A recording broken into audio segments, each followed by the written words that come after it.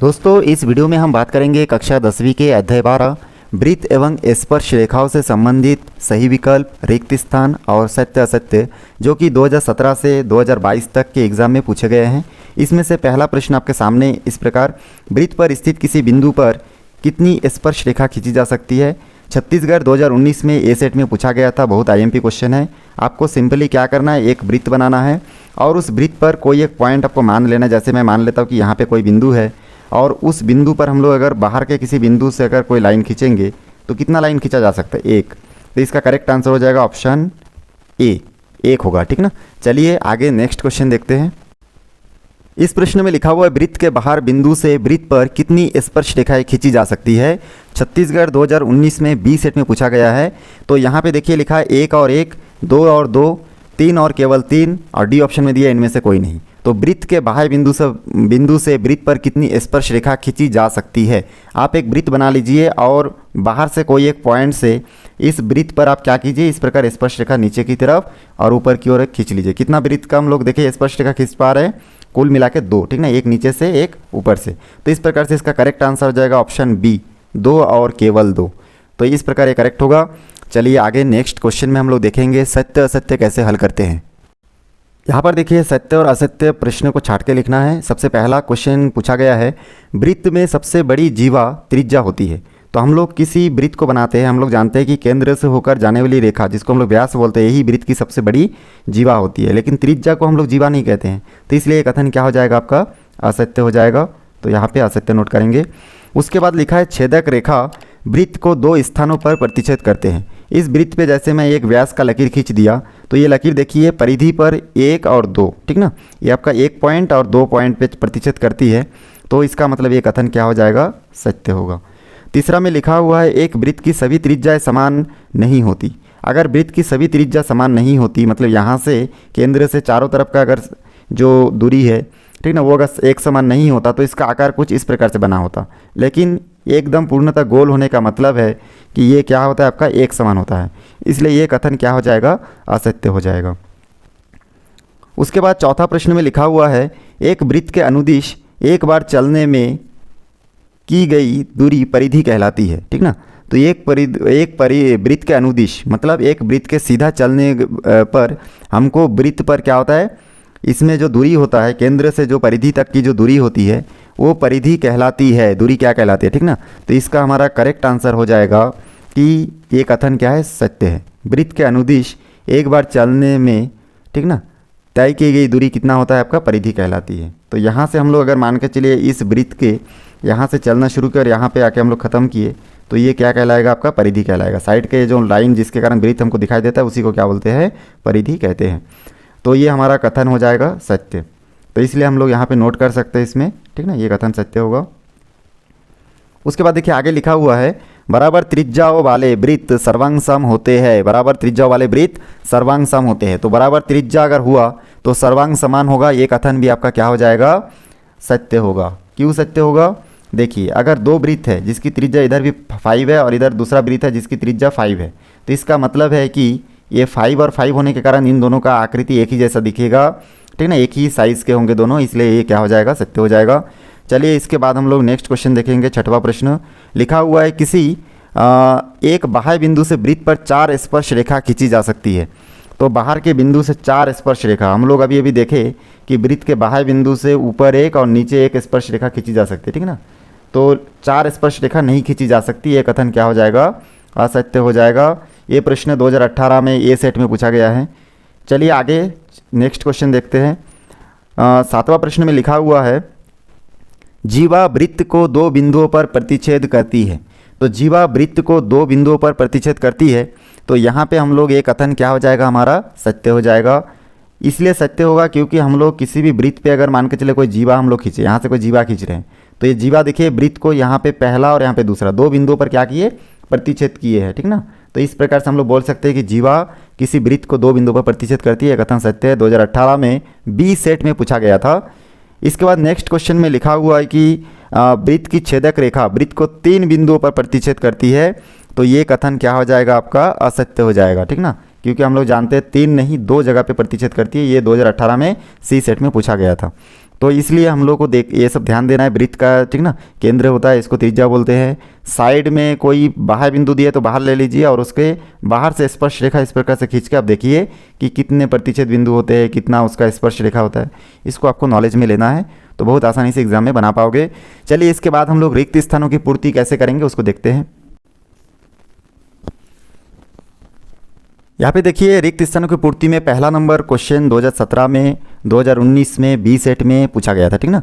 तो यहाँ पे पहला प्रश्न हमारा है वृत्त की परिधि के किसी बिंदु पर व्यास द्वारा आंतरित कोण ठीक ना क्या कहलाती है। तो यहाँ पे डैश लिखा हुआ है, क्या कहलाती नहीं, कितना अंश का होता है पूछा गया है।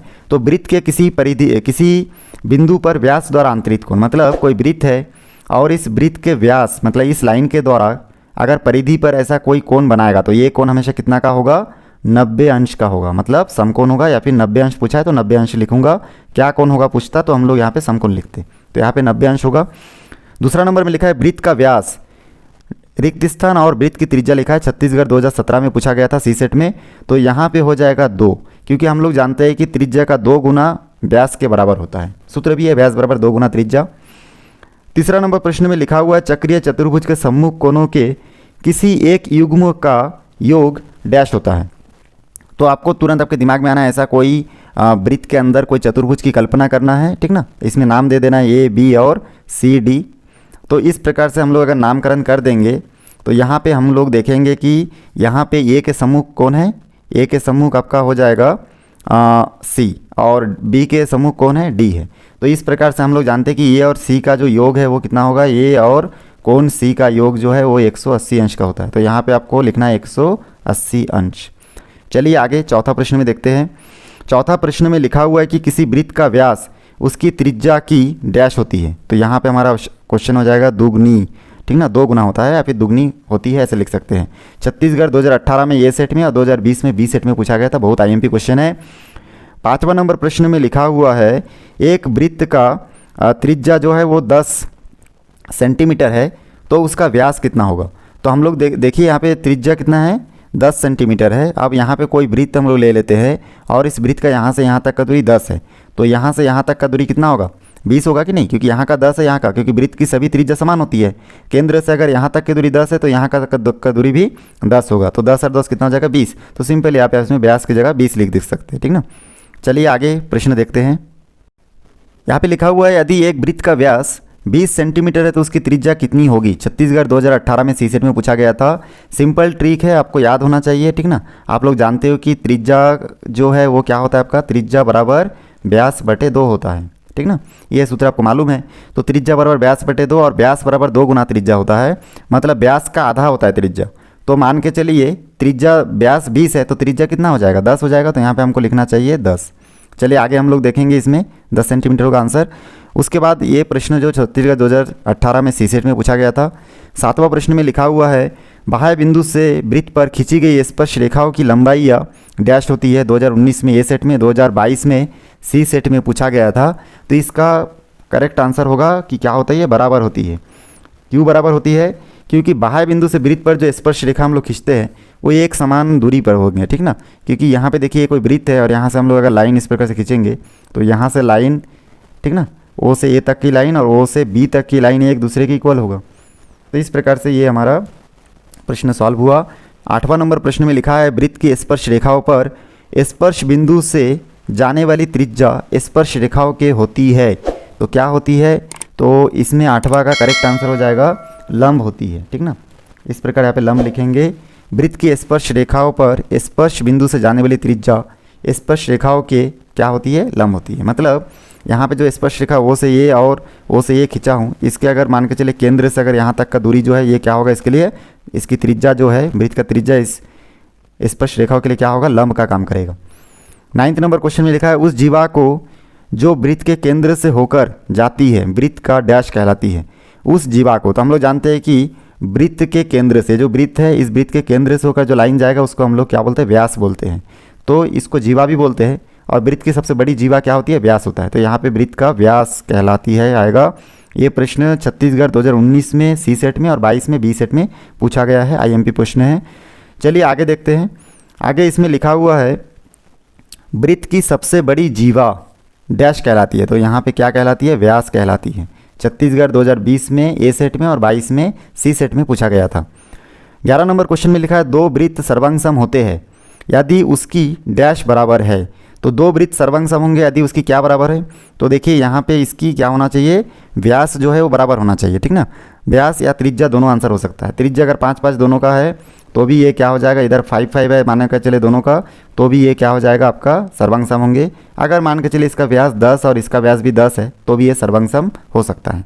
तो इसका करेक्ट आंसर हो जाएगा त्रिज्या और व्यास, दोनों लिख सकते हैं, त्रिज्या या व्यास। तो यहाँ पे हम लोग नोट कर सकते हैं त्रिज्या या फिर व्यास, ठीक ना। उसके बाद आगे लिखा हुआ है 12 नंबर क्वेश्चन में वृत्त के केंद्र और जीवा के मध्य बिंदु को मिलाने वाली रेखा जीवा पर डैश होती है।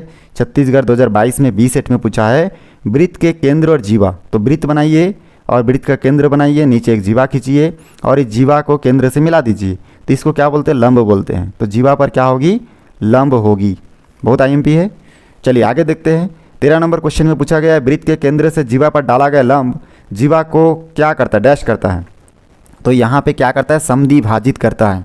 क्योंकि देखिए ये जो हम लोग नियम जानते हैं कि यहाँ पे जो केंद्र से जो लंब हम लोग डाले हैं, ठीक ना, वो से जो लंब डाले हैं हम, ये क्या करेगा? ए और बी इस लाइन को क्या करता है? आपका दो समान भागों में बांट देता है। ए से एम तक का दूरी जितना होगा एम से बी तक की दूरी उतना ही होगा। तो यहाँ पे होगा समद्विभाजित, समद्विभाजित करता है, ठीक ना।